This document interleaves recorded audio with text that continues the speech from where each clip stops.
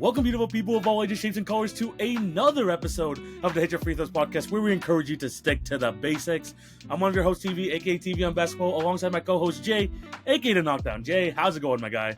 Hey, man, it's good, bro. NBA season is almost here, bro. It's only a couple of days away. Finally, basketball that matters in the NBA. You know, we've gotten through this preseason, seen some things I like, seen some things I'm a little worried about. But now the games count. We're going to see starting fives. We're going to see fulls, 8-man, 9-man, 10-man rotations.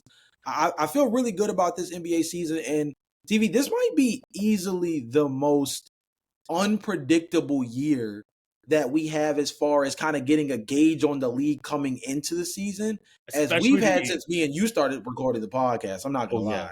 Yeah, especially with the turmoil going on in the East, the fact that the West is like in a completely different scenario where they're super deep, so you don't know who the heck is going to come out. I mean, obviously, OKC is like the favorite, but there's still so many teams that can really like make a run if you think about it, if you convince yourself.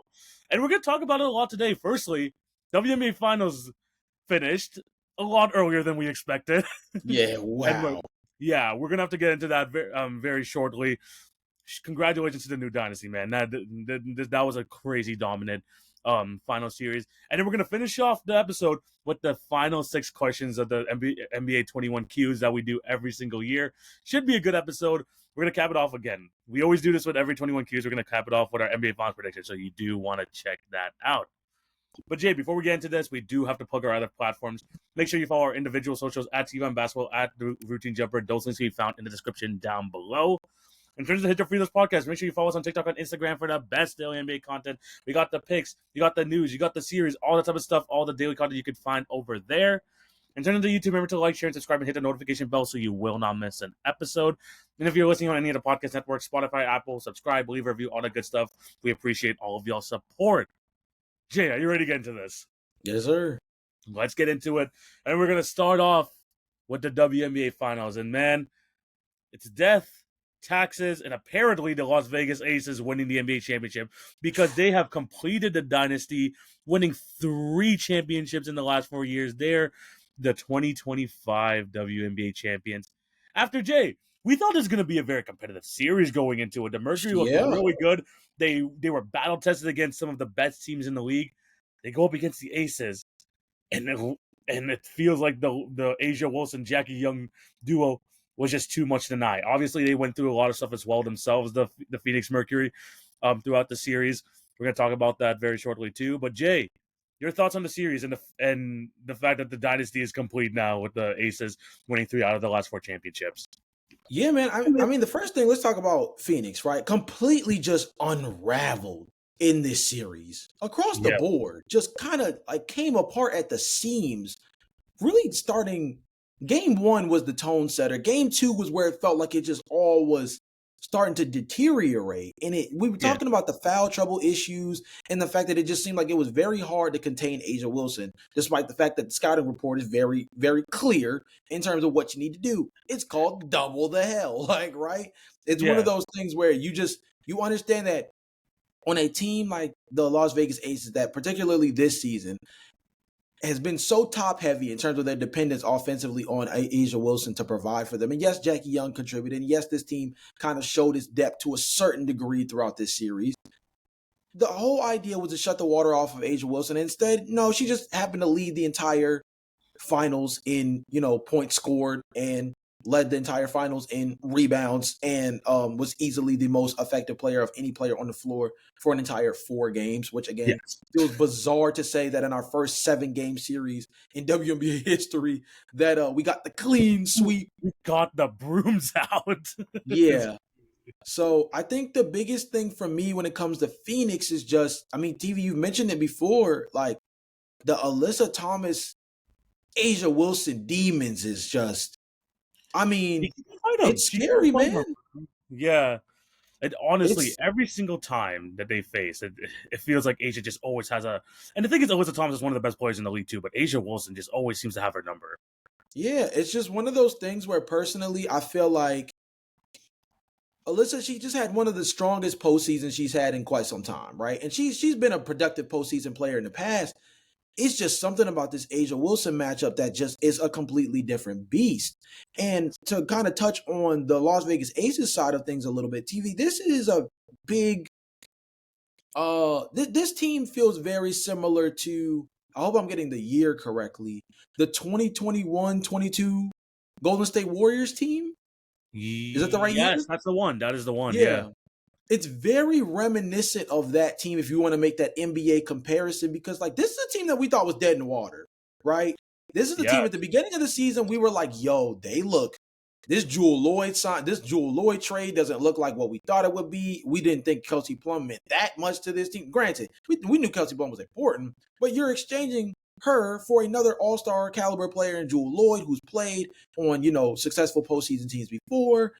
Instead, they get off to a rough start. Things look really dicey. And you're asking yourself, like, yo, is like back-to-back seasons where this Las Vegas Aces team just does not look dominant the way they were in their initial back-to-back run, right?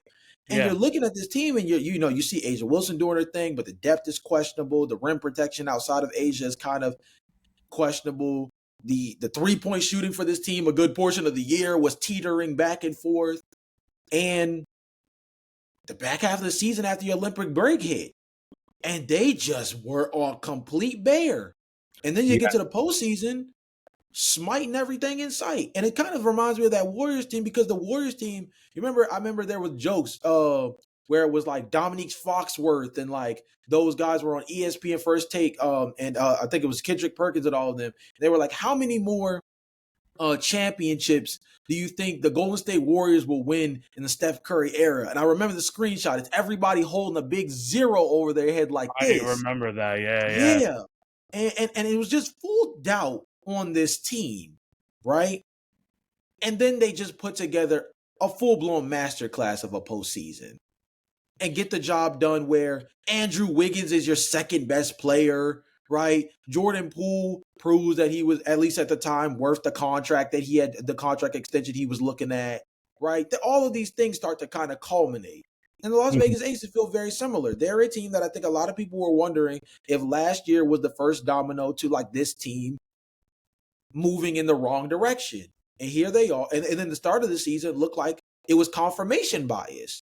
And now here they are as like the team on the top of the mountain once again. Crazy. Oh my goodness, yeah. Like, the thing about this Aces team, right? And we saw this in the second half of the season. Obviously, Asia Wilson, best player throughout the league for the most part. But when you look at specifically the series, I'm going to give them their flowers just before I talk about the Phoenix Mercury. Because, Jay, I want to focus on one thing, and we talked about this going into the series. Mm-hmm. Getting Jewel Lloyd involved early on in the series was a freaking godsend. And that really set the tone, because game one, it wasn't the Asia Wilson, Jackie Young game. People looked at that game as the Dana Evans, Jewel Lloyd game. They absolutely cooked in that first game. The Phoenix Mercury, this is where I feel like the unraveling started to happen, because they were in control of that game for 70% of that game. I was at that Toronto Temple watch party. They were absolutely killing it for most part of the game. And then the Las Vegas Aces, for better or for worse, I think like you could see in that final minute or minute and a half from the Phoenix Mercury, they completely unraveled and they basically gave the game to the Las Vegas Aces. And that's what really started down this downhill trend. But getting Jewel Lloyd involved at like a 13, 15-point first half, Dana Evans completely cooking in the second half, just got them absolutely engaged throughout the series. Jewel Lloyd had probably her best series out of the entire playoffs during this run. She hit some absolutely clutch shots in that Game 4 win. Like, when you have those guys involved, and then you mix in the fact that Asia Wilson and Jackie Young look like the most unstoppable duo in the entire WNBA playoffs. Yeah. It doesn't matter what the Phoenix Mercury tried to do. They did go through some of the toughest competition here. But when everyone is clicking, and you could tell in that Game 4, especially in that first half, where Chelsea Gray was hitting 3 after 3, Jewel Lloyd was just flying around the court getting some shots. They were just absolutely cooking, and you just couldn't get them out their flow, especially when you have to now focus on the rest of the team. That's when Asia Wilson just starts to cook, and she had a phenomenal final series. You have that, you have Jackie Young playing extremely well, and it was, for the most part, Jay, and we said that this was the key to the Phoenix Mercury winning. It was the freaking Vegas team effort that really got them this W.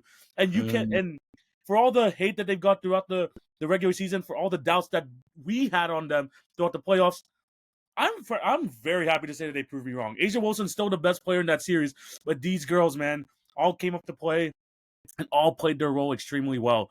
Alyssa Thomas, I don't know what it is, like you said. I don't know what it is when she goes up against Asia Wilson. She probably had her worst series out of the entire playoffs so far. Kalia Copper really did try her best here, but even with the scoring output that she was able to give in this series, and we're going to talk about the Satu Sabali injury, concussion like in Game 3, which was really unfortunate as well. Plain and simple, Jay, the Aces were the better team. Now I wish it went a little bit longer, but at the same time, the Aces showed that each of these games, they were the better team, and they completely outclassed them. Even when in the last 2 games in Phoenix, where the Mercury tried to Mercury themselves into the game again by coming back from big deficits, the Aces, there's a reason they've won 3 out of 4 championships. They're just able to close out these games. They're not able. It's a great bend but don't break sort of strategy, and they're able to pull it off. Yeah, I think another thing that's very similar, if we're going to make another NBA analogy, is TV. I remember a few years ago when we first started the podcast, one of the champions in the most recent history for the NBA is the Denver Nuggets. And I remember that year when the Denver Nuggets won the championship, our first takeaways from that series was like, was the team that was the best in our eyes throughout the majority, if not all of the regular season, just the best team the whole time? And we just never acknowledged it, right? And although the Las Vegas Aces gave us cause to pause in the very beginning of the season, the second half of the season was a good indicator going into the playoffs that, like, they were the hottest team in basketball. You kept reiterating that throughout the entirety of our postseason picks when we were trying to pick, every single series, of having a highlight like, yo, I mean, this Las Vegas Aces team is on the biggest heater of any team in the WNBA. And arguably, outside of the fact that they have depth questions, they don't have a question about who the best player in the league right now is. And of course, she solidifies that by getting MVP and Finals MVP as well. But you walk into a situation where you ask yourself, again, very similar to that Nuggets team, like, yo, we have an infrastructure that works. We're one of the hottest teams in the league as far as how we played the last 20 games. Yeah. And here's the cherry on top, like that Nuggets team, we got the best player in the game. Now, again, I have my feelings about where Nafisa Collier stands on that totem pole, but I think we have to look at the body of work of how this season went, including the championship, and say that, like, right now, Asia Wilson is and still will remain, the definitive de facto best player in the NBA until knocked off the high horse. And Nikola Jokic is in a very similar spot, right? I think Nikola Jokic is in a very similar space where he's on a Denver Nuggets team with a very strong infrastructure. He's the best player in the league. It's a toss-up between him and Shai Gilgeous-Alexander, obviously. Very similar in this situation. And they're a team that's going to be in the mix every single year. It's a very similar... As long as you have Asia, as long as you have Asia, you got a chance. As long as you have Asia on the team and you have an infrastructure and you continue to build with the infrastructure that you have, like, this is a team that has the chance to just kind of keep building in this direction.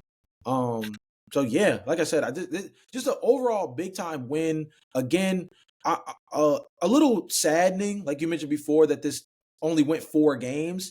You wonder if this will impact anybody's feelings on the idea of the 7-game series finals for the WNBA. I think it's not a great indicator of what the 7 games versus 5-game series really means.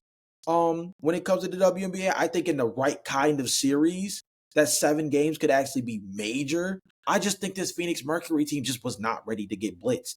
I think it took everything out of them, including emotionally, right? It was a very roller coaster ride of a week, that last week of the semifinal round against the Minnesota Lynx, right? Yeah. The accusations of Alyssa Thomas purposely trying to hurt Nafisa Collier. Yeah. That closeout game at home in Phoenix to try to, make sure that they can move forward. Not a win or go home scenario for you, but a very dangerous scenario for you nonetheless. If you go into the next game, you're on the road in Game 5 with a chance to possibly miss out on the WNBA Finals trip, right? There's all these emotions. DeWanna Bonner goes from being one of the worst 3-point shooters on the team throughout the beginning portion of the postseason to coming alive. Absolutely coming alive in those last 2 games. Everything just said that, they went through the ringer. I said this when we went into that series too, that their first 2 tests before that were 2 of the biggest haymakers you could have gotten Yeah. So in I the mean, postseason. yeah. Yeah. Really. They got 2 of the toughest draws. Really, they got 2 of the toughest draws. And again, like you said, They were that they were Asia underdog. I Wilson think they as were underdogs too in both of them. It felt like I feel like they were I underdogs. believe so. I believe Yeah. so.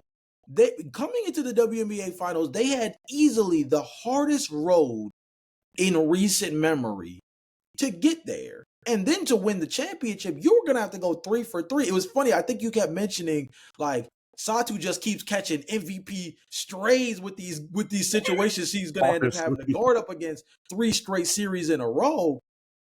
And it kind of showed itself throughout the entire team. It's like, yo, how much juice do you have that you basically face the 3 best teams in the WNBA back to back to back? Yeah, it just felt like the juice just kind of ran out, and I think like again, game 1 could have changed the whole trajectory of the series. They were the ones who were in control of that game. If they came out with the win, we would be having a whole different conversation. But again, the Satu Sabali technical foul, the fact that Alyssa Thomas missed 2 free throws to take the lead in that game, Yeah, it was whoa. absolutely crazy. Now, those were absolutely tough. Those were heartbreaking. Like those are type of like you'll look at those like singular moments and be like, oh, that the fact that you couldn't get that game 1 really changed the whole trajectory. Because game 2, it was a clear Aces win, and then when you go to game 3 and 4, obviously Satu Sabali. This is where we're gonna go with the Phoenix Mercury. Satu Yeah. goes down with a concussion in game 3. Yeah. Looked pretty bad. Honestly, I mean, there's a whole conversation to be had about the way they were treating it. I really wish they had like some sort of wheelchair or something during that time. The fact that they only carried her out, and honestly, she couldn't really hold her head on her neck at that point. Like, I feel like there could have been something different there. But Yeah. the fact that they got down so big in game 3 and game 4, the Aces offense was just absolute going crazy. But they almost mercury their way back into both of those games. Yeah. Then you get one of the best shots in WNBA history with Alyssa Thomas hitting over the freaking married couple there in Phoenix in game 3. And then you have the game 4 where at that point, Jay, I mean you mentioned it. You just went through the Liberty. You just went through the Minnesota Lynx. Minnesota Lynx. And then you gave your best shot in game 1 and in game 3 trying to get back into the series. Yeah. At some point the juice just runs out. Going 3-0, I know you're in the WNBA finals. That has to be like some sort of gut wrenching. That has to be that affects your psyche, even if you don't want to admit it. That has to affect your psyche. So the Aces had all the momentum. It felt like after that game 3, the Mercury were down and out. Doesn't take anything away from their fantastic season. Obviously, this was a first like season with a completely new team. You mentioned it before the series. They had like 10 new players added to this team. Mm-hmm. I'm excited to see if they're able to run it back with these guys because this is a really good group of girls that we think can actually make another deep playoff run. But sometimes you like use up all of your magic, you use up all of your juice in the first couple series, and it just runs out. I think that's what we saw here. Yeah, I mean, I think you make a great point. I think the best point of all of that is like they just threw the haymakers early and it didn't work. And I think another thing that you mentioned that's just so interesting. I thought it was funny that you bring it up because that kind of has been that kind of was the theme for the Phoenix Mercury through the first 2 series was like going down early and just persevering back, right? Yeah. Those first 2 games against Minnesota were exactly like that. Yeah. In terms of making the game kind of dicey early on, losing control of things, and then storming back later on in the game to either win or come down with the close loss. And they won more times than they lost in those situations. But there were a lot of situations for the Phoenix Mercury throughout this entire postseason where you just kind of had to ask yourself like whether or not their luck was gonna run out because they had been kind of getting away with murder for a while. Like they had the talent to be good enough to sustain some of the circumstances they drove themselves into. But again, how often can you get into these holes and play a good team at that and survive that? And the answer is not long, actually. Long enough to get to the WNBA finals, but not long enough to win it, though, Yeah, it's unfortunate. It really is unfortunate. Shout out to the Mercury again for making it to this point, having a fantastic playoff run up to that point. They really tried to fall through like whatever injuries, whatever little problems they were having like with the team. Like they couldn't like hit threes for like just like stretches of these games. It was kind of rough to look at. While the Aces were just clicking at all times during the series. So shout out to the Aces for winning again. Shout out to Asia Wilson. Quick question before we move on to the 21 questions. Yeah. Jay, is Asia Wilson the GOAT?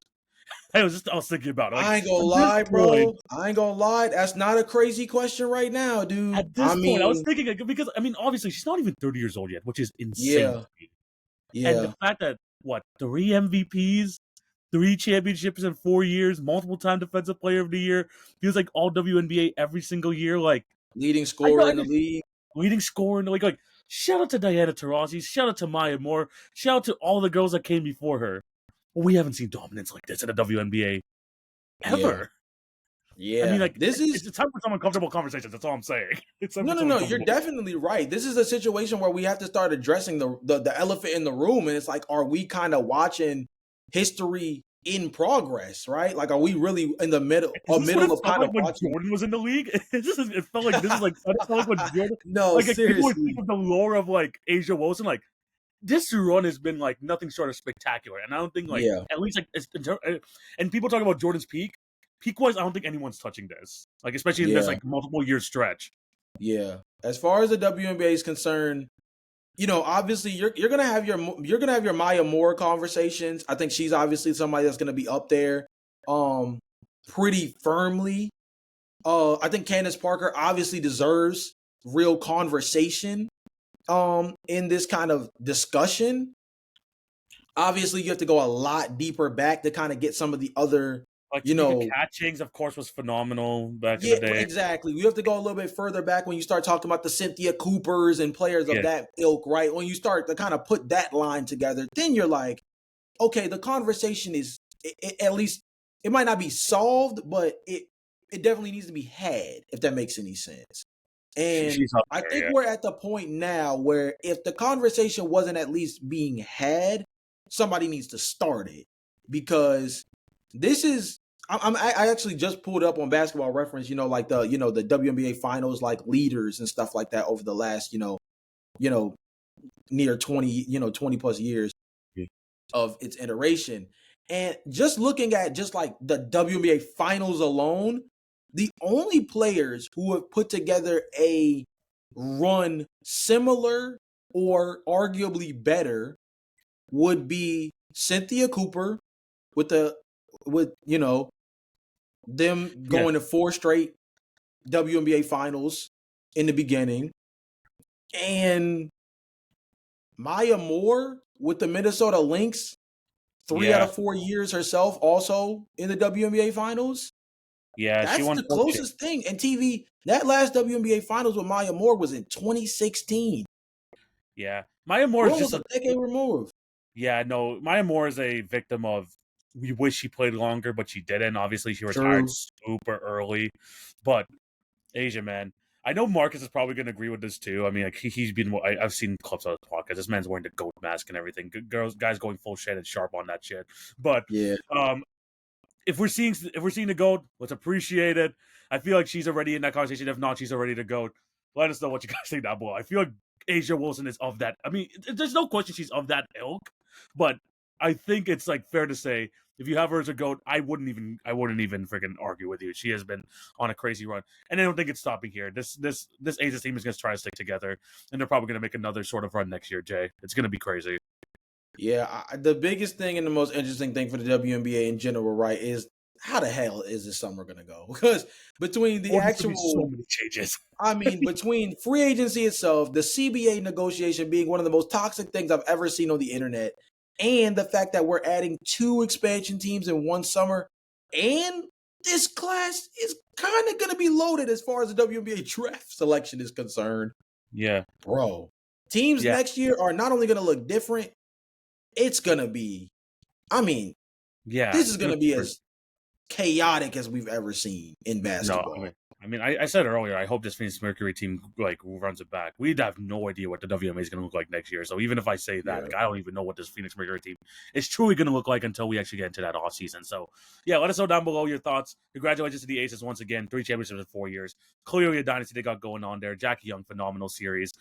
Shout Shout out Chelsea Gray. Shout out Dana Evans. Shout out Jewel Lloyd. Even Noah Smith, who was having like troubles with the freaking Dallas Wings earlier this year, gets straight to the Aces and actually plays a big role for them as well. So up and down, fantastic roster, fantastic run. Congratulations on them for winning the championship. Yeah. Jay, let us move on to the next topic of the show. And we're going into the final 6 questions of the NBA 21Q. Like you mentioned, Jay, as of recording, we're recording October 17th. The season starts on freaking Tuesday, Jay. I am so excited for this. I'm super hyped for the season to start. And Yeah. Jay, we're going to finish off our preseason questions with the final 6 here. And Jay, we're going to start with this first one here. Let's get straight into it. We always see this one or few guys that have an unexpected rise in the NBA season that no one has even thought of.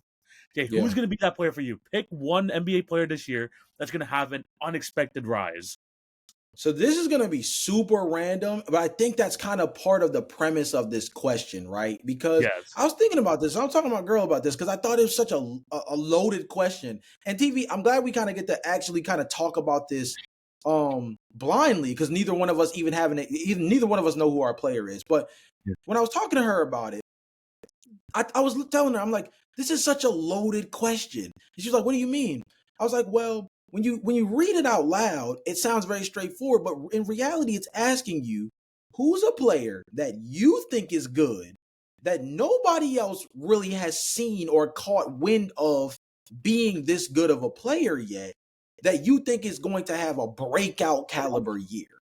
And that's a lot of different factors, right? Because it has to be a player that you identify. It has to be a player that the media isn't talking about a ton right now.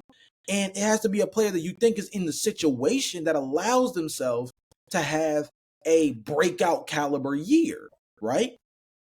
So, TV, this is a weird one, but I think it fits the bill. My answer is Rui Hachimura. And the reason for that is the Los Angeles Lakers are going to be without LeBron James to start the season off. The first 2 weeks, I believe, at bare minimum, they're going to be without LeBron James due to his, due to injury. And I was doing some, stat diving. TV, Rui Hachimura's on-off splits without LeBron James on the floor last season. 19.3 points, 6.3 rebounds, 52% shooting from the field. TV, 52% shooting from 3, 87% from the free throw line, and a true shooting percentage of 64.2 while having a positive net rating on the floor. I'm not going to lie to you. This is a guy who I think he's always had the capability. He was taken in the top 10 for a reason all those years ago for the Washington Wizards. Yes. He has the talent to be a very solid two-way wing in this league. And I feel like he's just been in some really interesting situations where he's been the fourth guy on the Lakers or, in a bad offensive infrastructure with the Washington Wizards. He just hasn't really had the opportunity to really actualize himself as this player that has the kind of on-ball chops that I think he was building coming out of Gonzaga, building up even more with Washington, and then kind of fell flat. It was kind of untapped potential with the Los Angeles Lakers, where when he had good games where LeBron wasn't on the floor, you got to see more of it. One of the bigger indicators of that was, I believe there was a game last year against the Minnesota Timberwolves. He had 30 points, hit 4 3-pointers. He had a season high 36 points in a game without LeBron against the Utah Jazz. Like, there's games where it's like, oh, wait a minute. You can run offense through Rui. That's right. He does have on-ball chops. That's right. He is developing as a three-point shooter. And so he's on a Lakers team that's going to need him. He's on a Lakers team more particularly that has high expectations. And he's on a Lakers team that, despite the fact that Lakers fans are always very hype about, Jared Vanderbilt when he's healthy, that when he's healthy thing is becoming, scarily consistent of a question for him. Oh, yeah, which means Rui's going to see a lot more minutes on the floor again this year, just like he did last season. So I think everything spells for him to have a really, really strong year. And I think it's going to start with the first 2 or 3 weeks of the season where LeBron James is either not going to be on the floor or going to play in limited minutes. Oh, no, 100%. And Jay, you mentioned with the time back in the Washington Wizards, I think it's no secret that even back to the days, you remember when he was playing next to like Russell Westbrook, Bradley Beal, and them boys like back in like early 2020s, late 2010s. There's a Yeah. reason they wanted him starting. There's a reason why throughout that whole time that he was like still like in that starting lineup. He's a good like clock pen. He doesn't need the ball in his hands to be effective. And even Mm-hmm. last year, when trying to test around, this whole Luka Doncic LeBron thing, they always like having Rui Hachimura in that 4 or 3 position to kind of Mm-hmm. be some sort of a release valve or some sort of off ball presence because he could do that because he plays hard on the defensive end. He has a good, maybe not great at driving to the rim, but he's improving a 3-point shot. He has a really good range jumper. When you have all those factors put into it, I think he is the ideal guy you want in a team, especially with like a Luka Doncic and LeBron James. Someone who you know is going to be doing all a little bit of a dirty work, even though that's not what he was asked for coming into the league. But he's been Mm-hmm. able to do that. He's been able to play hard, especially on the defensive end. And then you trust him to hit shots, which he has been. Like in the times, like if you remember during that Timberwolves series, he had his moments where, yes, they were like putting a lot of pressure on Luka and LeBron, but he became sort of that release valve during that time. So I could really see it, Mm-hmm. especially like you mentioned, with LeBron James probably going to be out till mid to late November. Rui Hachimura is going to really solidify his position in that team. So again, Yeah. you're right. That was a very random pick, but I do like Yeah. it. I think, like I said, I think it's an interesting question. I'm interested to hear what people say in the comment section with about answering this question as well of like that because it's truly about identifying talent, right? It's about seeing a player for what you think they're capable of or what you've seen them capable of in a particular situation and just them actually being in that kind of situation for a full season to see it through. And Rui Hachimura kind of is the best example I could find, at least on short notice, of a guy who I think is going to enter the season with an expanded role. The likelihood that LeBron James plays, every game after he comes back in mid-November, also highly unlikely. So there's going to be a lot of opportunity with LeBron James off the floor even beyond November. And even with LeBron James on the floor, Rui Hachimura still averaged like 14, 15 points a game last season and shot above, I think he shot around 40 something percent from beyond the arc on like 4 or 5 attempts a Yeah, game last year. Like, yeah, this is a guy who's developed a 3-point shot. Like you said, has gotten much better becoming an off ball threat just as much as an on ball threat. And as a dude who I think, whether he's next to LeBron James or not, is going to have a good year. I just think he's going to have more opportunity to show everything else he can do in the games where LeBron James isn't on the floor, which I think there's going to be a lot more of this year. yeah. No, 100%. I'm excited to see what Rui has to bring to the Lakers this year. And I think, especially when you think of the long term prospect of having Luka Doncic, you want someone like a Rui Hachimura there for the long Yes, term. that's a So, great point too. yeah, Yeah. so having him fit into this team now, having him get that rapport with Luka Doncic is going to be huge. Jay, I'm not gonna lie, mine's kind of random too, and I'm kind of like I've been talking about this a lot about this team during the 21 Qs, and maybe they're kind of like my low key sleeper team, but I have a little Okay. bit guy. So like you mentioned, when I'm thinking of this, there's a lot of different layers to this. You see the talent that's there. Obviously, I mean, there's a lot of NBA players. A lot of them have talent, but you have to see that the opportunity is there. See it like where can like a potential breakout happen. Jay, I'm going back to Charlotte, and I think Okay. I'm going back to Charlotte. I feel like I've been talking about Charlotte a lot during these You 21. have. That's why it's funny. Okay. It's hilarious. Jay, I'm gonna go with Trey Mann. I'm gonna go with Trey Okay. Mann. I Okay. think in the limited time he's been with the Charlotte Hornets, and the thing is, especially near the end of his OKC run, we knew that the talent was there with Trey Mann. It's just that OKC had such an abundance of talent that he just kind of just gets lost in the shuffle. The amount of first round picks that they had on that team, the amount of young guys I mean, it's the way that they're building their team, right? Like they're just like cycling through these like first round picks, trying to make sure that they stay competitive for years to come with their top 3 guys still around. Jay, in the Mm, Charlotte Hornets system, do we truly know if Melo Ball is going to stay healthy throughout this entire year? Probably not. The thing about Trey Mann, he has his injury issues. He had a back hernia disc last year that kept him out for a lot of games. mm, But we saw in his time there about 13 to 14 points per game on elevated minutes. And I think if LaMelo Ball starts to miss more time, I think him as a on-ball threat next to someone like Brandon Miller and having outlets like Con Canupo, who's going to be able to like run around and like shoot threes, I think his offensive game will translate well even with LaMelo. And I think this has to do with a lot of the depth that the Charlotte Hornets have at that guard position. yeah. They're prepared for when LaMelo Ball maybe eventually gets injured, which I feel like it's almost like a guarantee every single year at this point.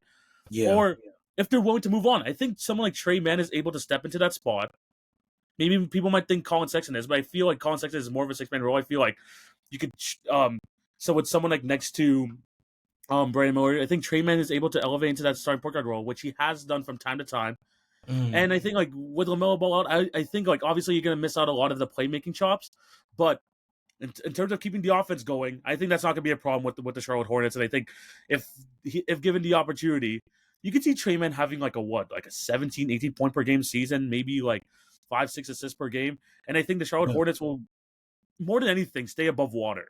And I think like that's what a lot of the moves that they have here, like they're prepared for when LaMelo Ball gets injured. I think Trey Mann is one of those people, and it gives me even more hope because they did release Spencer Dinwiddie just a couple of days prior, which is like less competition at the guard position. Yeah. I truly think that with the limited time I've seen him with the Charlotte Hornets, he can definitely step into that role and actually play really well next to some of the other young talent that they have over there.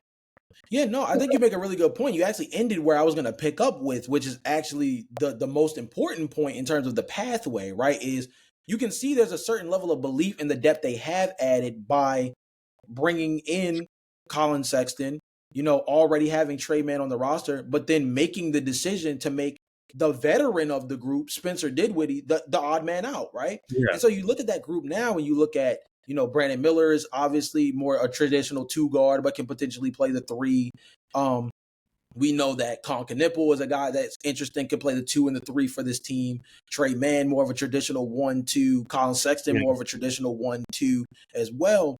And it's funny that you picked Charlotte Hornet because my honorable mention actually was Colin Knipple. And I know that sounds weird because he's a rookie, but I was looking at the NBA Rookie of the Year odds, and TV, he's not even considered a top 5 Rookie of the Year candidate.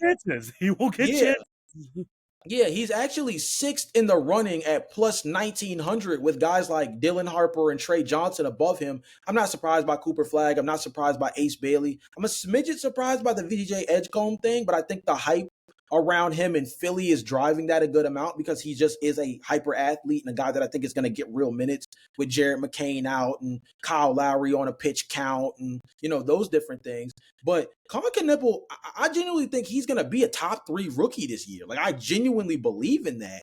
But I think that's going to have a lot to do with his ability to play next to guys like Trey Mann, guys like Colin Sexton on that second unit. I would not be surprised if, honestly, I wouldn't be surprised if the Charlotte Hornets had like a top 10 scoring bench in the league this year. Like, that wouldn't shock me. They have options. Yeah, like this team, do they look effective defensively? No, they look like a team that still is going to get picked on very much so defensively. But they look fast. They look like a team that like really thrives in transition a lot more than in years past, right? We know the run jump athletes version of the Charlotte Hornets where it seems like they're always getting guys that as long as they can jump above the rim, you're going to draft them, right? Your Cam Joneses, right? Those kind of guys, right? But no, this team has guys who can dribble, pass, shoot at a high level, good decision makers. I like lineups where you have Trey Mann as the secondary guard. You move Brandon Miller to the 3. You still have, Miles Bridges on the team at the 4. Ryan Kalkbrenner at the 5 for them has been solid through the preseason. They still have Plumlee as well at that center spot as like more of a veteran presence. Like, I can see this team, like, are they going to be good? Tricky. But do I think they're going to be... If they could be a borderline play-in team, can this team be a team that's going to, like, for an 82-game regular season, are they going to stress teams out? I think so.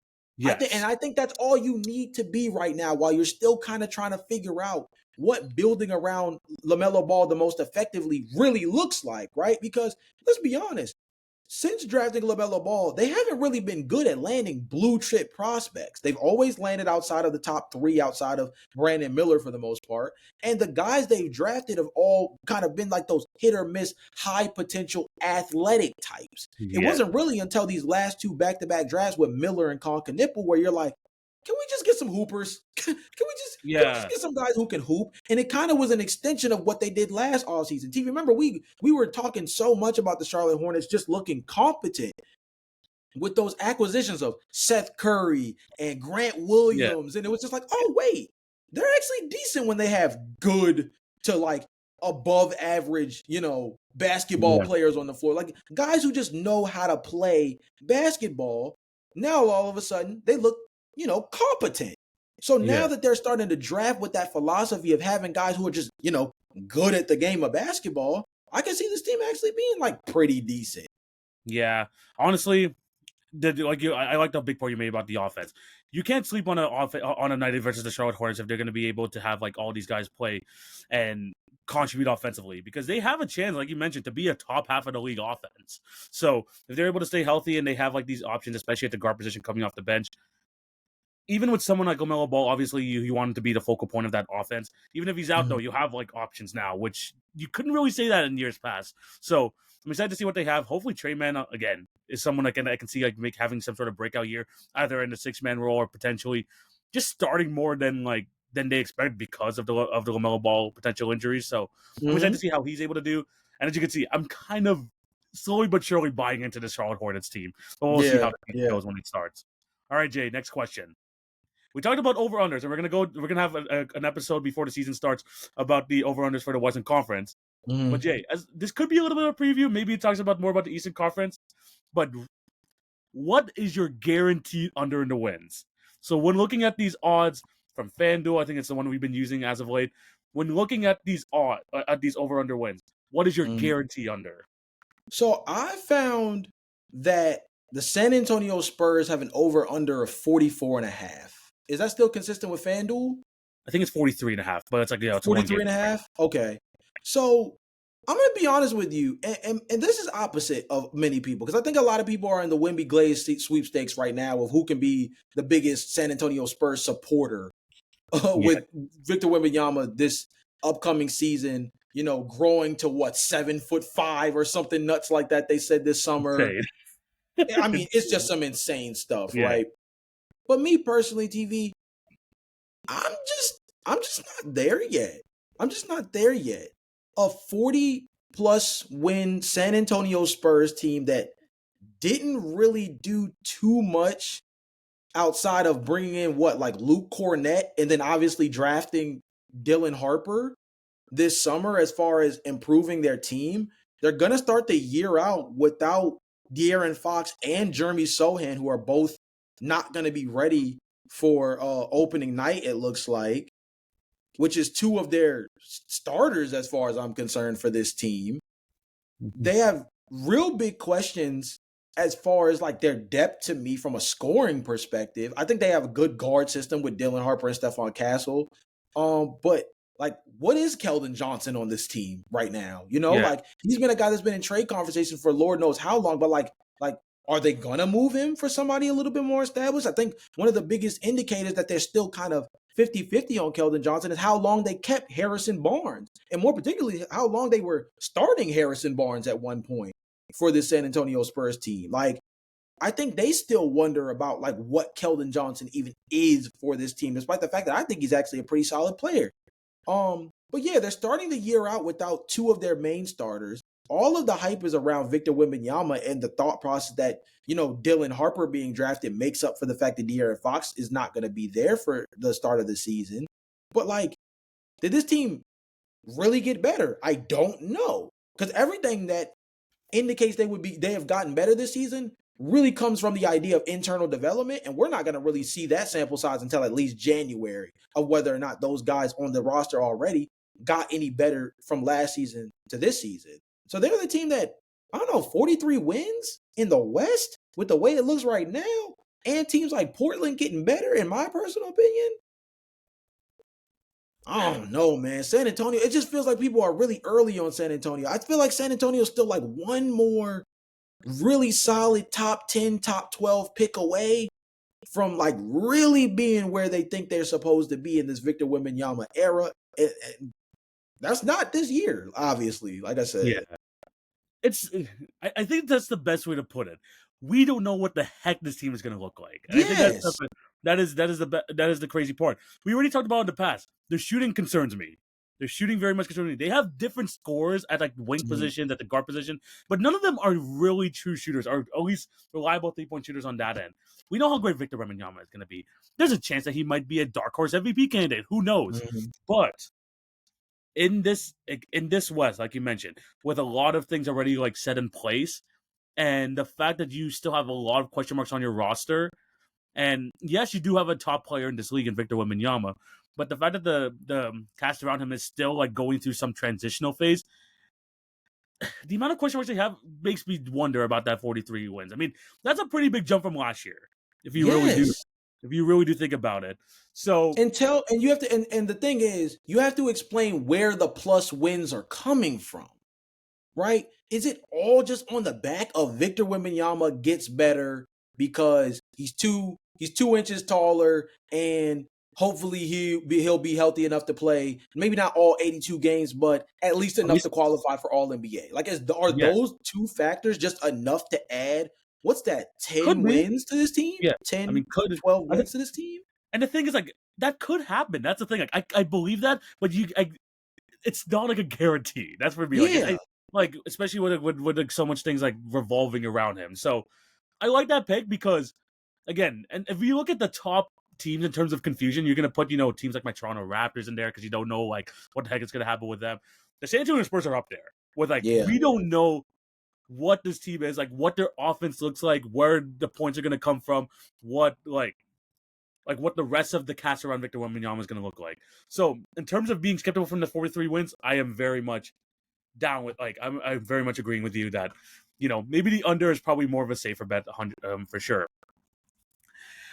My under, Jay. This might be kind of harsh. Can I go under on the Brooklyn Nets? Oh my god, TV, they're not that bad. I thought about them though. I'll tell you the truth. Thought about it. Jay, I was looking up and down this roster, and when I tell you I have zero belief in like how this is gonna work, I truly believe that. What is this team gonna, in terms of confusion? Like, what is this team gonna look like? Thomas is going into a contract year, so he wants to get his shots up. The center position is always gonna be in limbo because you don't know what the heck is gonna happen with Nicholas Claxton. They have like thousands of guards on their team. Like, Jay, 19 wins, even for me, seems like a lot for this team. I It's think like, the reason Jay, why I what couldn't do it this is is reminding because me of? Do you remember like 10 years ago that really silly New York Knicks team where you would have like the lowlights compilation at the end of the year? I oh feel like god, we're gonna get is that like the Chris Copeland, Ron Lou Baker type team? Amundsen, like Lou Yes, bro. Amundsen, Lee Golly. Anthony Early. Like I was like Yeah. looking at this team, I'm like, what is this team? Like, what is this team? And Shout I out feel to like, Pablo Pergioni. yeah, Like, that's what I'm just looking at this year. I'm golly. like, this is gonna be the meme team of the year. You just Yeah. know that's gonna happen. There's gonna have a low like there's gonna be just TikTok edits of a low light compilation of this team. Like, I just don't know what this team looks like. I'm glad that they have their picks. I'm just glad they have their True. picks going forward. But Good call. in terms of hoping this team, they drafted 4 guards in the first round. We already like flamed them throughout the offseason Yeah. for that. Yeah. Jesus. I just don't know what this team looks like. 19 points. Like, you're relying on Michael Porter Jr., who has back issues of his own that he's had to deal with throughout his entire NBA career. So I'm looking up and down this roster. Even at 19 wins, I'm like, yo, I can't even be sure of that. I'm gonna hit if I'm hitting something, I'm hitting the under on them too. I think this is gonna be a hilarious season for the Brooklyn Nets, and for all the bad reasons. The under on 19 wins is so hilarious. But it's like, dude, and like I said, I wanted to consider them. It just felt like 19 was so low. Like, I feel like this team high to me. This feels like a team. I don't know. Maybe I'm tripping, but this feels like a team that's like in like March is gonna just like completely like sell themselves short, right? But in the beginning of the season, very similar to last year, I can see them wanting to like get the most out of their situation. I mean, first of all, TV, couple of things. Cam Thomas is in a contract year, and he just played one of the biggest gambles of his life this past summer, right? Yeah, signed a qualifying offer. Yeah, because the qualifying offer is no joke. And unlike Quentin Grimes, Cam Thomas has the chance to actually play himself into some bread.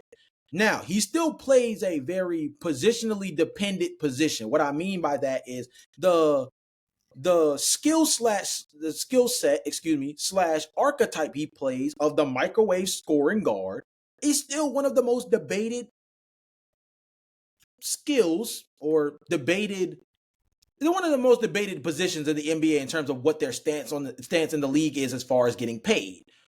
But he's playing for some bread. He's betting on himself and he's playing for some bread.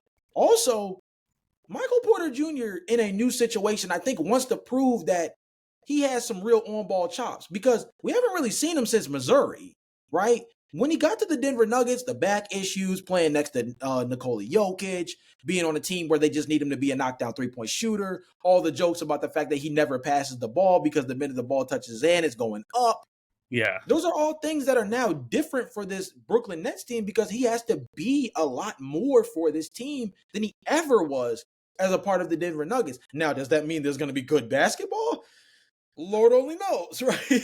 But at the same time, I just think there's a world where this team just is going to be. Can they win 20 games? I think they can win 20 games. Hey, this reminds me of the Pistons from 2 years ago. This is good. I could see a sort of run like that.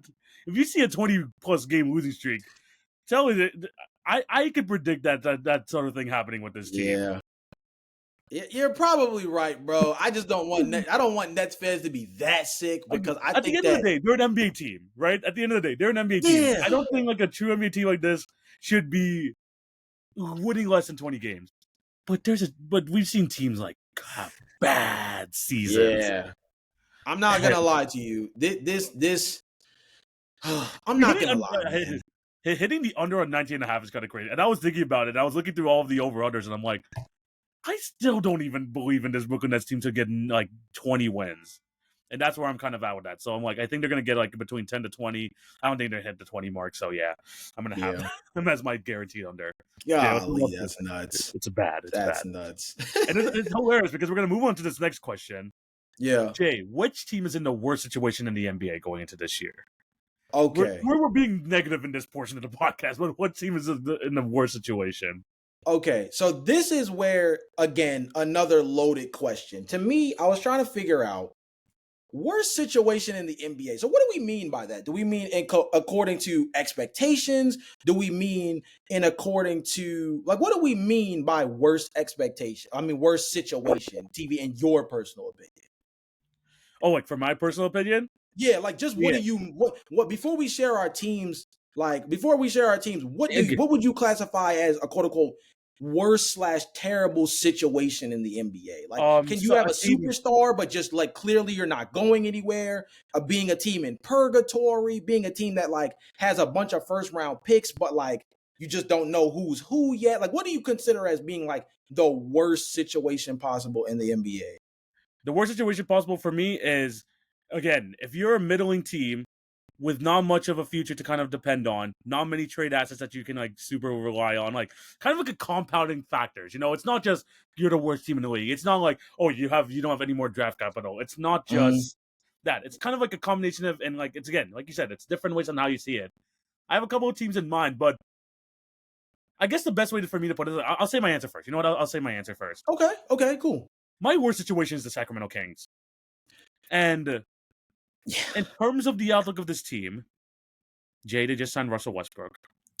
And they're in a situation where they brought back, they have a team centered around Domantas Sabonis, Zach LaVine, and DeMar DeRozan. When you compare that to the fact where you are not in a place where you could be you truly know you're going to be competing in a loaded West, don't have much pick equity going forward. You know you're not going to be bad enough to be taking to get some of these top prospects. The fact that even the guys that you're trying to re-sign, like Keegan Murray, already gets injured during the preseason. You mix in all those factors, the outlook of the team, the fact that even though you invested so much money in this team and they might not even make the playoffs, and then not having like a kind of like a backup plan with like all these young guys that you have going forward, like I think when you compound all those factors and the fact that they're buying into something that we've seen in the past with your Chicago Bulls, the Zach LaVine, DeMar DeRozan thing has not worked. The Domantas Sabonis-led team, unless you have like the perfect pieces around him, like we've seen in the like the Beam team, does not work. And you continuously go down that path. I think that's the worst situation you're going to be in the league. It's like what we've experienced as Toronto Raptors and Chicago Bulls fans but doubling, tripling down instead of Yeah. just kind of like being idle. They're tripling down on this, Jay, and it's something where I'm like, okay, this is probably the worst situation in the NBA. And if you're a fan, it's gonna be kind of tough. So, funny enough, the last two teams that we discussed were the two teams I was tossed up against, honestly, which is the Nets for totally different reasons than the Sacramento Kings. Yes. And the Nets, it's more so, who are the blue chip guys, right? We asked this question about the Charlotte Hornets for so long, right? Of who even is the blue chip prospect on this team? Because when you take multiple shots at point guard in a draft where you had 5 picks, it almost is an indication that you're not even sure. You're just hoping one of these guys hits. You're just hoping one of these guys hit. Yeah, and so for like let's actually do the experiment on pod, because I actually think this is a great way to go about it. If we're looking at the depth chart, I think we can easily say that their top 3 players, in no particular order, but their top 3 players are Cam Thomas, Michael Porter Jr., and Nicholas Claxton. Those are the guaranteed starting lineup, right? Yeah. Feels fair. Yegor Dimon feels like the guy they're probably the most invested in at the point guard position, and probably the likely starter at point guard this upcoming season. You trade for Terrence Mann, who I think is going to be at least a solid starter for them, a guy that I think is productive, but I think has gotten a lot more bad rap for the fact that he's not a plus defender, and he's probably getting paid a pretty hefty amount for what he brings to the table as a guy who can start on the Brooklyn Nets, but probably is your second, third guard on most teams that are good, right? Yeah. So once you get past that starting 5, the next best player is probably Day'Ron Sharpe, who we have very limited minutes on, by the way. And then it gets spooky. Nolan Traore and Ben Seraph were both taken this year. Kobe Buffkin, the remnants of Kobe Buffkin as far as I'm concerned. Zaire Williams. Drake Powell. Noah Clowney. You know what I mean? Like, we start going, Haywood Highsmith. I think he's a good player. Wolf, yeah. I think he's a good player. I like EJ Liddell. I've loved him since Ohio State. Do I think that do I see a blue chip player? Here's my biggest indicator to you that they don't have a blue chip player. They didn't extend Cam Thomas. And that would have probably been their closest iteration to a guy that you could say is a long-term building block that you believe in, that's solidified within the roster, right? I think on top of that, if Nicholas Claxton were considered a blue chip player for this team, he wouldn't be one of the top potential trade candidates for the last 2 years as a guy that gets moved to the Los Angeles Lakers here and the Phoenix Suns in this trade, right? He wouldn't be a guy that's constantly in conversation as maximizing his value at age 26, because he would be a guy that's just solidified within the Brooklyn Nets brass. So the 2 guys you would even think are blue chip prospects are either not signed long-term or are constantly on the trade block. So I don't know what the heck this team is. Now, your Sacramento Kings point, and I'm sure we both watched the same, Kenny Beecham video, because I'm sure that's part of, what helped build this narrative, right? Because I know it helped me build mine. Yeah. Is the Sacramento Kings are just like sitting in the middle. Maybe in the Eastern Conference. Down. And they're tripling down. Great point. Great use of wordage there, by the way, too. Tripling down on it. Maybe in the Eastern Conference, this is a top 7 team in the East. Maybe. Even maybe. From a talent perspective, if the Chicago Bulls were constantly between 7, 8, and 9 with that iteration, and I think they finished as high as 6 when Lonzo Ball. Yeah, that's when you lost the freaking Bucks in 5. I think when you were. So now this version: Zach LaVine, DeMar DeRozan, Russell Westbrook, Domantas Sabonis, Malik Monk, Keegan Murray when he comes back healthy towards UCL, I believe, or something like that. Going to miss a few weeks. I like what they got going to a certain extent, but it feels like a very expensive team that's not truly cohesive in terms of what the skill sets melding together should be. And they're probably going to finish 10th in the West this year. Calmly. Calmly 10? That is even that. I mean, you would hope that with this tripling down, that Yeah. you would at least be a play-in team. Yeah. And even still, I mean, you talked about, obviously the kind of the being the volatile team, which is the San Antonio Spurs earlier. The fact Yeah. that a lot of these teams, like, we don't know like truly like what their ceiling is, if they're going to be able to reach their ceiling. Yeah. Does that guarantee that does this Kings team a guaranteed 10 spot when you have teams like in the mix? I mean, if the Pelicans are healthy, can they not be competing in that sort of realm? Can a team Right? like right? Like Right? there's so many of these where I'm like, man, tripling down on this and still being like lumped into the like the realm of the New Orleans Pelicans, even a lower like the Memphis Grizzlies, who I still think had the chance of finishing over them. Like, this is not a 2025 team, and if this is this is not the direction that you should be going into, where we said our teams, we're glad that we're in a sense kind of moving away from that direction from the Bulls and the Raptors. These guys just continue to go there. I feel like the beam year was the greatest thing that happened to them, but also the worst thing, because they are still trying to hold on to any sort of remnants of that, and Yeah. they're trying to stay competitive in a loaded West, and this team is just not going to work. So I just when you have that and you don't even have like that great of a young talent pool, like I love guys like Nick Clifford. I want Nick Clifford to get good minutes on his team. Do I think he's going to get the minutes that he should be getting? Probably not. Devin Carter, I wanted him to be a long-term like guard piece for them. And you know what they do? They freaking signed Dennis Schroeder and Russell Westbrook. This is not the direction that they should be going. Like, I don't yeah. know. I mean, when you include this year, I mean, sure, they might win some games, right? What does the future of this team look like? And if they end up even trading people like Demonis Sabonis and all these other guys, what value are you getting back? Not much. So, I mean, like we talk about we talk about Bulls West with the Kings, but Jay, you got to be happy as a Bulls fan that you're not even like this tripled down as the Sacramento Kings are. Yeah, I think that's the funniest part about it is that the Sacramento Kings somehow like took what the Bulls were doing and made it more complicated, which Yeah, I didn't know was humanly possible. yeah, But I think it's just a team that I just don't know if they're clearly not content with being a losing franchise, right? Obviously. And they have one of the better fan bases in the NBA, right?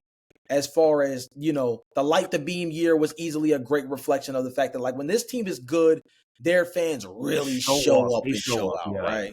So like I think this team knows that like when they're good, they have one of the best fan bases in the league, and all they need is a good product or somebody to like get behind. Now, TV, let's look at this for what it really is, right? Zach LaVine played at UCLA. DeMar DeRozan USC. played at USC, also a California native. Yeah, Obviously, a lot of people try to make it seem like Zach LaVine's from California. He's from Seattle, but played at UCLA. DeMar DeRozan plays at USC, is a California product. Russell Westbrook played at UCLA, is a California product, and well respected around the league despite the way pundits talk about him, right? The mm-hmm. way NBA analysts talk about Russell Westbrook and the way NBA players talk about Russell Westbrook are two totally different things, right? Mm-hmm. A lot of players respect Russell Westbrook, despite whatever you think his fit is, his play style is, whatever those things are. So the narrative they're trying to build is the California kids, right? That's clearly the main forefront is the California kids, the California Kings, so to speak, right? I think the other thing is that statistically speaking, Russell Westbrook is not the worst fit for Sacramento. Is it a great fit? Not necessarily, but it's not the worst fit. There's two reasons why. Number one is that he fits into the fact that this team wants to be a high pace of play team, right? Last season, the Sacramento Kings were middle of the pack at 14th in pace of play. I believe it was anywhere between 14th and 15th in pace of play last season. Last season for the Denver Nuggets, who Russell Westbrook spent most of the season with last year, the year prior to Russell Westbrook coming to the Denver Nuggets, they were 27th in pace of play, and they were middle of the pack offensively in terms of points per game. Last year with Russell Westbrook in the lineup, they were third in pace of play in the league, and they were a top 5 scoring team in the NBA. So I think this is one of those situations where the Sacramento Kings are trying to play faster, have someone in the locker room with an intense bone in their body. Because, TV, we're both familiar with DeMar DeRozan and Zach LaVine. Very chill guys, I guess you could probably say. Like, very chill guys. Nobody that comes off as much of a vocal leader, so to speak. And so someone like Russell Westbrook brings a certain level of energy and intensity to a locker room that has a lot of vibey dudes in it, right? So it brings a certain level of urgency. And number 2 is this. 2 of Russell Westbrook's most productive seasons in the NBA were next to productive rebounding bigs, right? Guys that could get him the ball back, right? One of the best seasons ever, his MVP year. Steven Adams was one of the best rebounders in the league, one of the best offensive rebounders in the NBA that season. Well, who's one of the best rebounders in the NBA by far so far going into next season? Sabonis. Domas, right? So I think that's another thing that maybe could fit in his favor. Now, the 3-point spacing on this team is where we start to run into issues. Garbage. Yeah. But I think there's a world where this fit is not terrible. I just still think that when we're talking about worst situations in the NBA, for this fit to even be decent, for the names on this team to be all stars, except for maybe one in their starting lineup when they roll the ball out next week, and for us to come to the conclusion that, yeah, but they're only the 10th seed at best, puts them in a really weird spot because I don't know how they get better and I don't know how they get worse fast enough. Yeah. I don't know. Like when I hear you going through that whole argument, it's like it just reminds me of the years of like us trying to defend our teams for trying to stick in the middle, and it just like and it feels like because the Kings are like kind of here, like again you're trying to find like some sort of silver lining, but we know that teams like the Sacramento Kings trying to keep themselves in purgatory is probably the worst place you want to be in the NBA. Like. Sometimes you want to be competing, but you have a young roster that you want to develop playoff experience for. Sometimes you want to bottom out so you can get the top prospects, like you mentioned, trying to get the blue chip prospects. And obviously, if you have some of the best players in the league, you have a great team around you. You want to be competing for a title. You don't want to be having a bunch of veterans that you want to be like having in this rotation, and just be settling for a middle end spot. Like I just think that this is just like not a great place you want to be. Sure, they might exceed some expectations. And I hope for the sake of insanity of Kings fans that they actually are pretty solid, but not a great. It's just I'm still not really convinced. But I do agree with you because I was thinking that Brooklyn Nets were going to be my second option too. Even coming out of draft, if you have a draft with freaking 5 first-round picks, you would hope to feel some sort of promise with this team. And even with them, I don't even know what's going on. They don't even have the prospects that really move me going forward. So.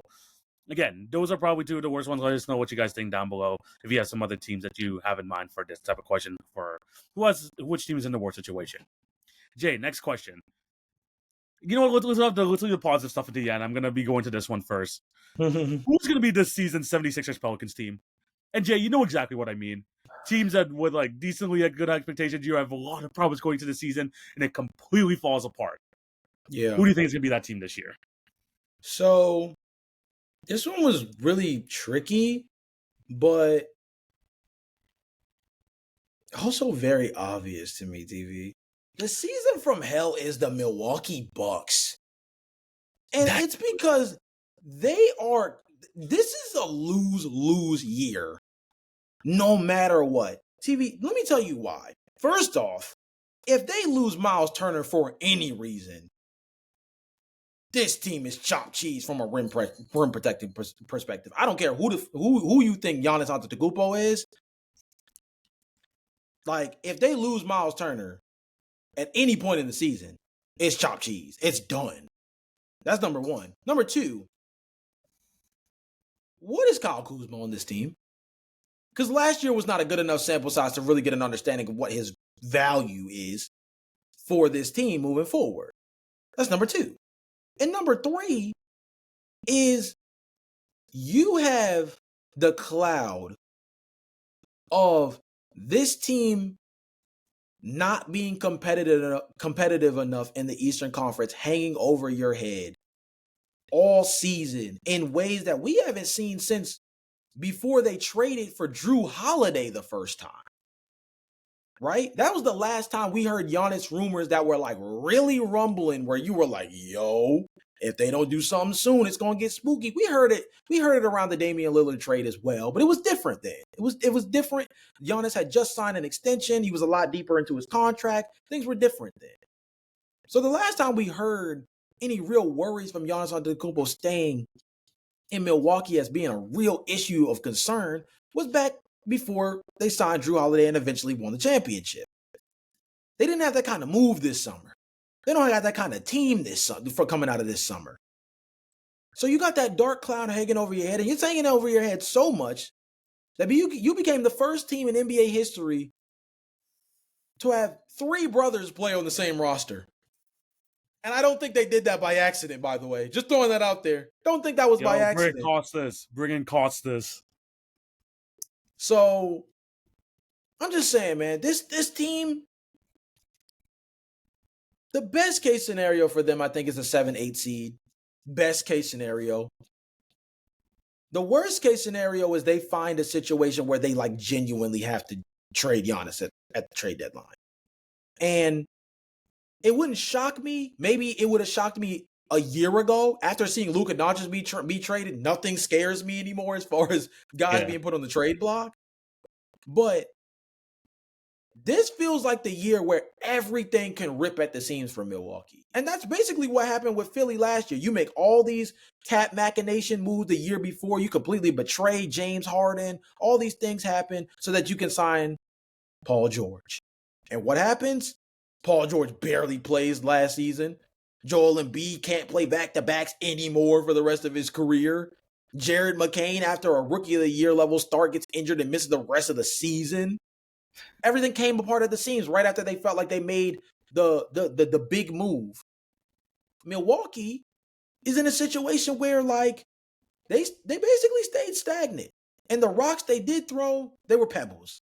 You bring in Miles Turner, but you're paying $50 million basically for Miles Turner. You bring in Kyle Kuzma for Chris Middleton because you're thinking Chris Middleton is old. We need some athleticism on the team. You bring in Kyle Kuzma. Your starting point guard is Kevin Porter Jr., who is probably in the bottom 10 in the league of starting point guards coming into the season. Pretty comfortably bottom 10. I mean, you can make the argument that honestly, outside of Giannis and maybe Miles Turner, everyone else in their starting lineup is bottom 10 at their own position right now. Yeah. So the formula says that this team is going to be bad, or dang sure not going to be good. They might be mid, but they're not going to be good. And the cloud of the Giannis Antetokounmpo situation just adds even more fuel to the fire. Yeah, no, I 100% get what you're saying there. Like, you feel like they did all this finagling around. They tried to work the cap so much just to try and put some sort of competent team on the floor for Giannis, and one injury can derail everything.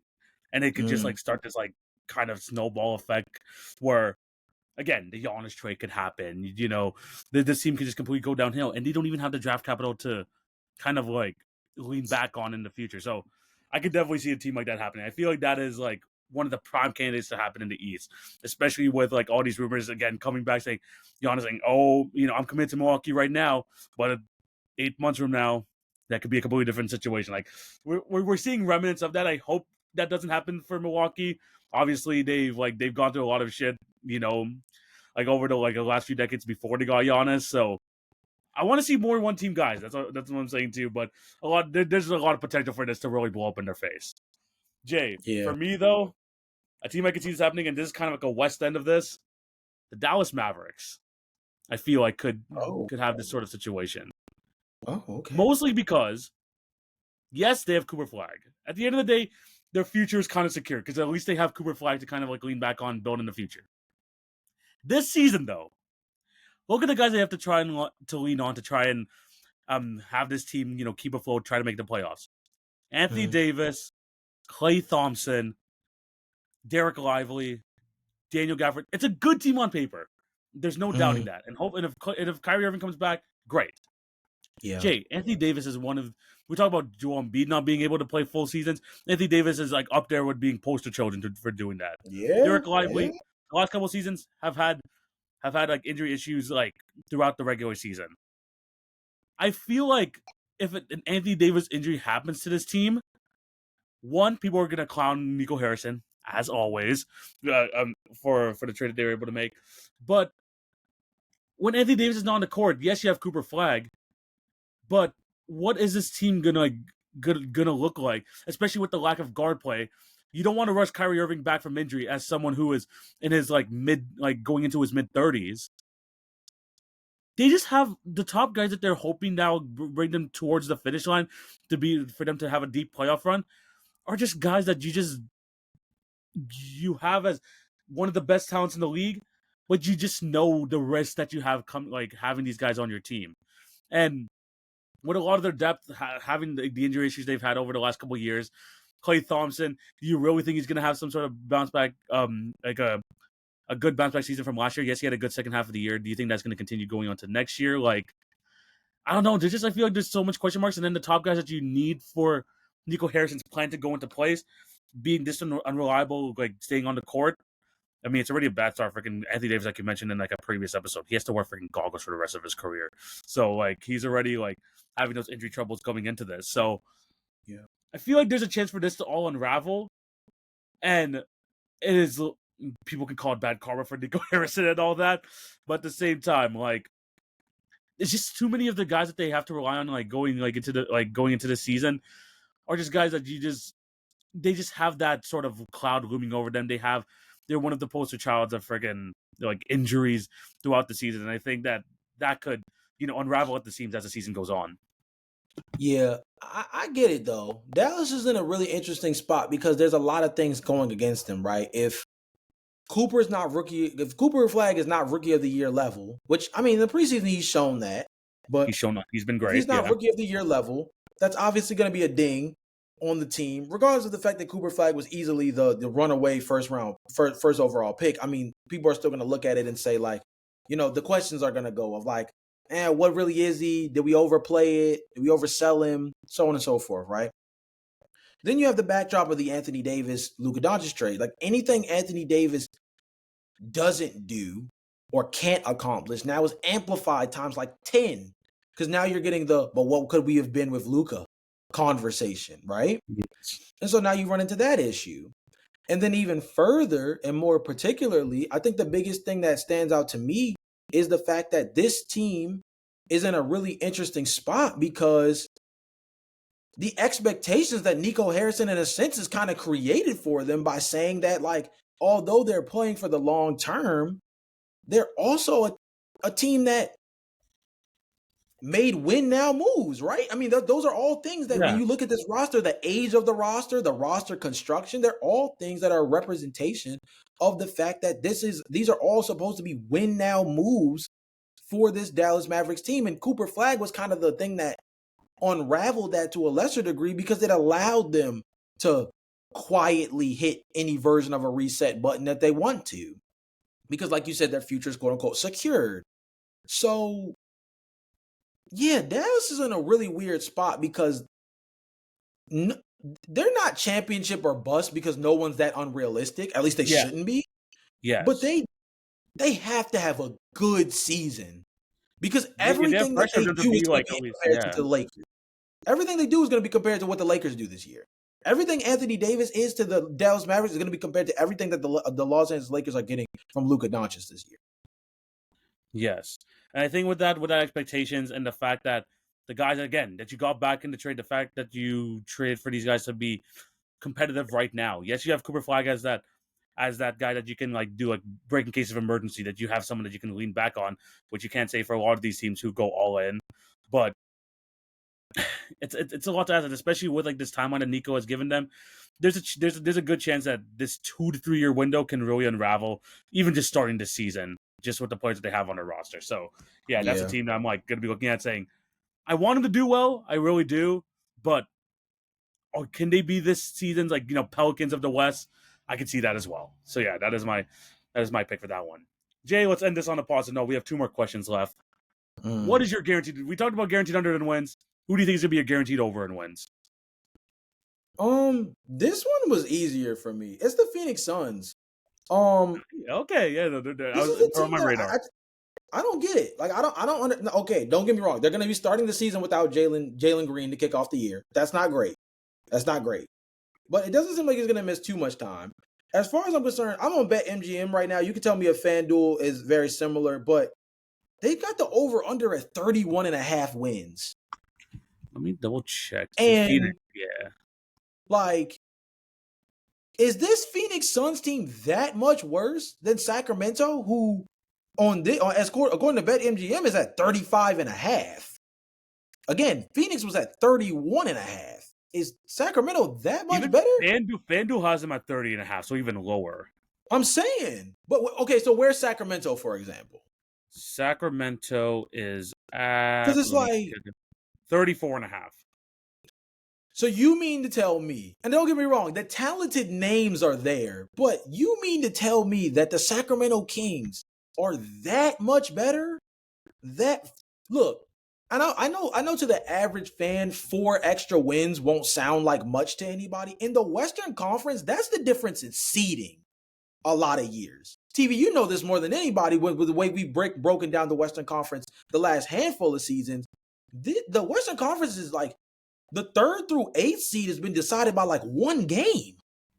TV, we had a year. I remember we had a year. I'll tell you something that not necessarily from a point spread perspective. I mean, a winning perspective, but from a point spread perspective.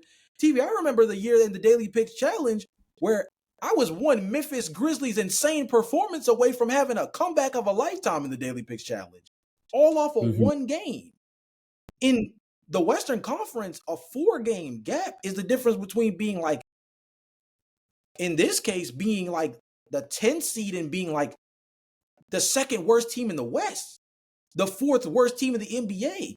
The Phoenix Suns are not a bottom 5 team in the NBA this year, dog. They're not. They're going to win more than 30 games. They're going to win more than 30 games. Devin Booker is just that good. The center rotation is solid with Maluach and Williams in that front court. I think that they're okay. Dylan Brooks is a good wing forward for them that I think is going to produce. I think the Jalen Green thing is going to work out. And if it doesn't work, they'll maybe be able to flip him for either draft capital or flip him at least for players that can be productive right now. Right? Like this didn't wait. Also, isn't this a team that like just feels like they should be better because the pressure of the media cloud that's been over them the last 2 to 3 years should be off of someone like Devin Booker? Like the expectations are so low. Yeah, no, go ahead. I was gonna say because that's one of the things to me that stands out too is like this team has no pressure to be good, and that's exactly why I think that and they have no pressure to be good, and they don't have their draft pick next year, as far as I'm concerned. No, that was gonna be my biggest thing. They don't have. They're just gonna be playing for pride more than anything. Yeah. It's a lot of prove-it years for a lot of these guys. I mean, Devin Booker, we already know he's solidified as like one of the best shooting guards in the league. We know that at his peak, he could be a top 10 player. But a lot of these guys are in prove-it years. No pressure on them to win like they have in previous years. It's not like you have a freaking Kevin Durant, Bradley Beal core anymore. And 30.5 wins, this team is still solid. I'm not going to say this team is great. I'm not going to say this team is good. But this is a solid team led by one of the best guards in the league. They're going to be better than 30 wins. They're going to be better than 31 for sure. What am I going to say? It's by crazy amounts. I could say I could comfortably say like I could see them around 35 wins, 36 wins in the season. 30 just feels too low. Like you said, 30 feels like way too low. And I'm like one of the teams for sure when I was looking at like these over-unders, I'm like, this team is just those classic, like, if they were in the East, they might be a play-in team. They're Yeah, that yeah, yeah. that sort of team, like that we talk about in the West, because if the West is so unbalanced compared to the East, that type of thing. Mm, So yeah, Devin Booker leading the helm, an improved center rotation, just a lot of guys, and I can tell by the vibes of the season. It's a bunch of guys that just like want to play for each other. The vibes are just completely different than they were in past years. mm, I'm not gonna say it's addition by subtraction with the Kevin Durant thing, but if there's one thing about that whole debacle, which is a positive for them, is getting rid of that cloud that's been like looming over this team the last few years. And I think they're gonna play more yeah, freer basketball because of it. So I agree with you. That's definitely one of the teams that I was thinking of that are gonna hit the over easily. yeah. But Jay, I'm gonna go into my team, and I don't know what it is about this team because I feel like they prove it to us year after year that they are one of the elite teams in the league. But even with these odds, I feel like they're gonna be better than what they are. The Timberwolves are at 49.5 wins on FanDuel right now, and I think they're Mm, easily a 51 team. I don't know about you, but I think they're easily a 51 team. This team has been together for the last, for the last 2 to 3 years or so. They brought in Julius Randle literally days before training camp last year. Now you have a deep playoff run with this team. Another deep playoff run, mind you. You've made 2 conference finals with an Anthony Edwards led team. yeah, Julius Randle is there for another full year. You finally have him extended. You guys still yeah, have one of the best defensive centers in the league in Rudy Gobert. And I know people are going to talk about, them losing Nickeil Alexander-Walker, who was a big part of the rotation. But Jay, we talked about it like in previous episodes. These young guys are ready to step up. Terrence Shannon Jr., Rob Dillingham, these guys are willing to step up in their place and actually play decent minutes. We've seen how Terrence Shannon played in the playoffs. He had some good runs over there. So when it comes to this team, I know there's gonna be some tough competition out west. The freaking Thunder are at 63.5 wins. That is one of the craziest lines I have ever seen. But fair enough, because they are that good. yeah. But the Timberwolves being at 49.5 wins, I feel like them on par with the Clippers. I think they're even better than the Clippers right now, bro.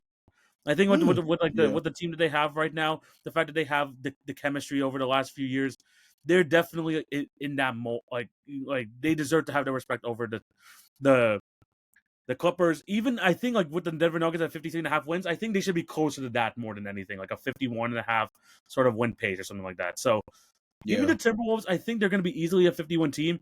A team with Anthony Edwards, I'm going to have a lot of belief in to have a really good regular season. So give me them as my guaranteed over. I think that's a good pick. I think the other thing you have to take into consideration with Minnesota is just like what is the mindset coming into this season from a depth perspective. And what I mean by that is like the 2 guys you need to honestly be able to trust the most this year in a way that you didn't do last year or that you did in spurts last season. What is your belief in Rob Dillingham and what is your belief in Terrence Shannon Jr.? We saw that when this team needed more athleticism on the floor in that series against the Oklahoma City Thunder in the Western Conference Finals, they brought in Terrence Shannon Jr. He brought a spark, and although he wasn't like this crazy offensive producer, he gave them a different wrinkle that Made a they hadn't difference. Made had. a difference. Yeah. Yeah. And he brought something to the table that they really didn't have before. If he can truly fit into that Nickeil Alexander Walker role like a glove, but have, more athletic upside than even Nickeil had, that gives them a completely different dynamic that they didn't have before because Nickeil was a knockdown 3-point shooter for them, and he is still one of the better perimeter defenders in the league, but he's not much of an athlete when it comes to things like putting pressure on the rim offensively, right? Terrence Shannon Jr. gives you a guy who can now put the ball on the floor. Terrence Shannon Jr. gives you a guy who's much more of a threat as a slasher or as a guy who can hit you on backdoor cuts in ways that like Nickeil Alexander simply just didn't, right? And then Rob Dillingham. Look, bro, at some point, the baton pass from Mike Conley to Rob is going to have to happen. And it's either going to Yes. happen willingly or it's going to happen unwillingly. Willingly is Rob playing significantly more and getting a lot more burn with that starting lineup, more particularly. Unwillingly is something more like Mike Conley having one of the worst years of his career. Mike Conley goes down with injury and you're kind of forced to throw Rob into the mix and help him figure it out. Situations where, in reality, you're not actually solving the problem to the degree that you should, which is that Rob is the heir apparent to that point guard position. The question is, when are you going to give him the keys? I think it should be this year.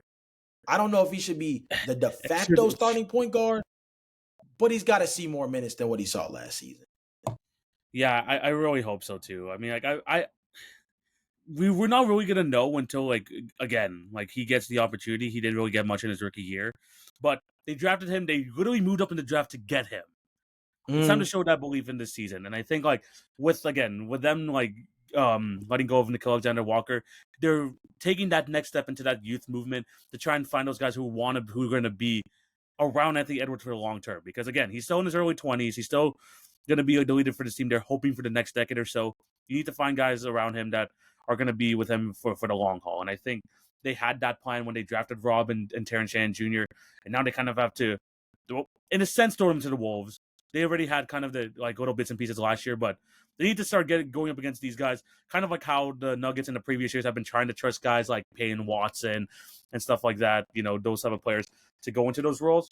I think they have to try to do that with Rob and Terrence now and like really see like how they compare to the, these other NBA level talents. So I'm still having to hope for them. I still think they're a 50-win team.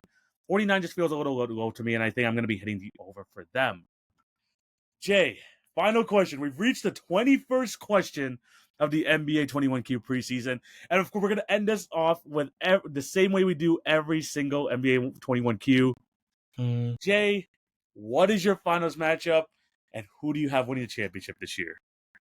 All right, so my finals matchup is I have the Denver Nuggets getting back. Okay, so it's not going back to the finals. Interesting. Yeah, I have the Denver Nuggets getting back. And I think they're going to play the New York Knicks. Interesting matchup. I like it. Yeah. I 100% like it. In that matchup, who do you think who's gonna come out on top? That's the one I'm still really struggling with, which is why I had such a slow approach about it. But yeah. This Denver team is just so much deeper than it's ever been, TV. The deepest team that Nikola Jokic has been on. I mean, it might not be close. Like that championship team from a depth perspective compared to right now, like it's not. It might not be close, right? But I look at the Knicks and I say, the Knicks have never been so talented, have a coach that feels like he has a good pulse of what the team should be, despite being with them for the first time for a full season this upcoming year. And the answers to the test, so to speak, for the New York Knicks have never been more clear. This team needed a secondary ball handler to help take the pressure off of Jalen Brunson. Yes, Malcolm Brogdon suddenly retired, but guess what? They still picked up Jordan Clarkson, who I think was the guy that was going to be soaking up most of the minutes off the bench anyway. They still have Miles McBride. They brought back Landry Shamet, right? You still have Mikal Bridges. You still have OG Anunoby, Josh Hart, Karl Anthony Towns. You hope for a relatively healthy season from Mitchell Robinson. This team has good talent across the board because even on the bench, if you don't have Mitchell Robinson, you brought in Gershon Yabusele. And you know that Karl Anthony Towns can also play the five. So you're in a position where all of your positions have a solid backup in the rotation. So you're deep. You're a very deep roster.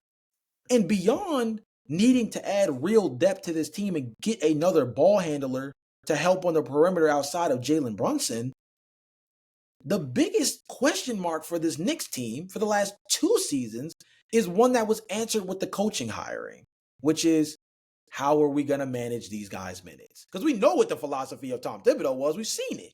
Yeah. Not just with the Knicks, but beyond, with the Minnesota Timberwolves, with the Chicago Bulls. Yeah. But Mike Brown already knows that was the biggest issue the last 2 seasons. So he comes into the year having the blueprint for how to solve the team's biggest issue before the team actually even officially steps on the floor for an official game. So if he goes in and he manages this team's minutes well, and say they only win 48 games, 50 games, and they're a 3rd seed or a 4th seed, but they're healthy going into the postseason. That's all they've ever needed. That's the only reason they fell to the Indiana Pacers. That's the only reason why the season prior, they didn't go as deep as they should have. It's because they fell apart at the seams, right? Yeah. So they feel like a team that answered all of their biggest questions this summer. But the Nuggets have the best player in the world, bro. Okay. The Nuggets have the Nuggets. That's a long-winded way of saying that I think the Knicks are going to make it a long series. I wouldn't be surprised if it went 6 games. I wouldn't be surprised if it went 7 games. But Nikola Jokic with the deepest team he's ever had in the league, and he's still a top 2, top 3 player in the NBA right now. Yeah, I'm going with Nuggets to win the chip. I'm gonna take Nuggets, Knicks, 6 games. Nuggets win. Yeah. Good matchup. Okay. Crazy. I have 2 different teams in it. I have 2 different teams in the finals, which is good. Okay. I don't know if I had. I'm trying to remember if I had this like prediction for last year. I don't think I did. But Jay, okay, the biggest beneficiary of the East being bad this year will be the Cleveland Cavaliers. I feel like this is their 2021 Phoenix Suns sort of year, where they just figure it out. And like that interior defense is just too good. Donovan Mitchell is going to have that Devin Booker like type season where you could just see him like leading a team all the way to the finals. And I finally get the dream small city matchup: Cleveland versus OKC. I think OKC makes it back with the depth that they have. So we get the number 1 team in the East last year versus the number 1 team in the West, both regular season. But I think the Cleveland Cavaliers are going to. I don't know, because there's the thing. We haven't had a back-to-back champion. Yeah, I was going to say that's an interesting feat. I've been going back and forth. Am I going to go fully in on this Cleveland Cavaliers team? Because I love the moves that they made. I love the roster that they constructed. But the question marks, can they finally get over the hump? Yeah. Jay, I'm going to go with history. I'm going to say that, you know what, if I'm going to make this pick, I'm going to go all in. I think that history continues. We're going to have a new champion every single year. Give me the Cleveland Cavaliers to defeat the Oklahoma City Thunder. I think they finally figure it out in a 7-game classic. I like it. I'm not mad at it. First of all, like you said, as far as history is concerned, everything points to us having another new champion. And that's kind of one of the reasons I was so on the fence about the Knicks thing too, right? Now, Denver Nuggets will be considered a new champion because it's not the Oklahoma City Thunder, but they've won a championship within recent memory as well. Yes. But that was one of the bigger factors too, was like we're almost a decade into this now of this trend of the parity actually working. 7 years straight. It's been 7 years straight of just new champions every single year. Yeah, we're staring at almost a decade. If this year plays out where the Oklahoma City Thunder don't win back-to-back, we will have had a different champion at the end of the year, 7 straight years. And that sounds crazy, but it's also what we all want, in a sense, right? From a parity perspective. So part of me factored that in when I was thinking about the New York Knicks, and part of me thought about that being like the storyline of the century is that the New York Knicks finally win, the chip for the first time in like the modern era. But again, like I said, Nikola Jokic is just too dang good. And I feel you. I was really thinking like when it came to like just the finals matchups, I was looking at strictly those 4 teams, really, because I felt like I'm the most confident in those 4. So Nuggets Knicks were definitely on my mind. But I think the Cavaliers, in a year where this is like the biggest opportunity they got to go to the finals, I think they get their Phoenix type run, and I think they're the ones who actually, with the defense, especially in that interior, man, I am excited for another Evan Mobley jump this year. I think they take another jump. That'll be the big determining factor right there. I think is hopefully a healthy Darius Garland, going into the playoffs. Please, I know that's a hard ask, especially these last 2 years. But let's hope it happens. I think it's going to be a really good season, like I mentioned, Jay. Let us know what you guys think down below. Who do you think is going to be the finals matchup? Who do you think is going to win it? I have the Cavs winning in 7 against the Oklahoma City Thunder. Jay has the Nuggets winning their second championship against the New York Knicks in 6. Should be a good season, man. Should be a good one. We finished at 21 Qs. Thank you guys for watching. It's been an awesome episode. Jay, help sign us out. What do you have to tell these guys before we sign out? Dude, WNBA season is in the books. WNBA mock drafts already dropping. Insane work, but I'm all for it. NBA preseason almost finished. I believe we've got today left. And today and Monday, I think, is the last day. Monday is the absolute last day of preseason. There's preseason games on Monday? Is it? Oh no, never mind. No, I think today is the last day, or Friday as of us recording this. I believe it is the last day. It is the last day. Yeah. So a weekend for teams to kind of recoup and get themselves situated. Off Monday as well, and then Tuesday tip-off. And here we are on an 82-game grind for what should be a really fascinating season. And I'm excited for every step of the way. Yeah, no, I'm super excited too, and you should be excited. And if you're listening to this podcast right now, if you're going to follow on with the NBA season, make sure you tap into the Hit Your Free Throws podcast. Follow us on all of the social media platforms, YouTube, Spotify. If you're listening to us on anyone there, it's gonna be another great season, man. And we have a lot of great. It's going to be a lot of great basketball to talk about throughout this. I'm super excited. Tip off on Tuesday, like you mentioned, Jay. Let's get into it. But yeah, thank you guys for watching, and make sure you check out the Hit Your Free Throws podcast on all of these different, all of our social medias, all these different networks. We're going to be back again with next week with a couple of episodes actually when we have West over unders, and we're going to have our early reactions to the first games of the season. So it's going to be super, super exciting. But yeah, thank you guys for watching. Hope you all have a fantastic day. This is TV. This is Jay. We're signing out. Peace.